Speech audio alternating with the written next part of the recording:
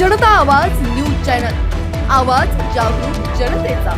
शक्तीपीठ महामार्ग अनावश्यक असून या महामार्गाची गरज नाही, विनाकारण महाराष्ट्राच्या जनतेवर आर्थिक बोजा टाकला जातोय। कोकणच्या बाबतीत विचार केला तर हा महामार्ग पर्यावरणाचा ऱ्हास करणारा आहे, येथील भूमिपुत्रांवर अन्याय करणारा आहे। कोकण आधीच कोल्हापूरला 7 मार्गांनी जोडलेला आहे, त्यामुळे आणखी मार्गांची गरज नाही। त्यामुळे कुणालाही गरज नसलेला हा महामार्ग करण्याची आवश्यकता नाही। आमचा या शक्तीपीठ महामार्गाला विरोध असल्याचे माजी खासदार राजू शेट्टी म्हणाले।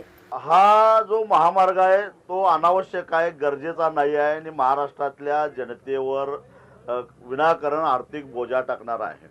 कोकणाच्या बाबतीत विचार केला तर पर्यावरणाचा ऱ्हास करणारा आहे, जंगलाचा ऱ्हास करणारा आहे आणि इथल्या भूमिपुत्रांच्यावर अन्याय करणारा असा हा महामार्ग आहे।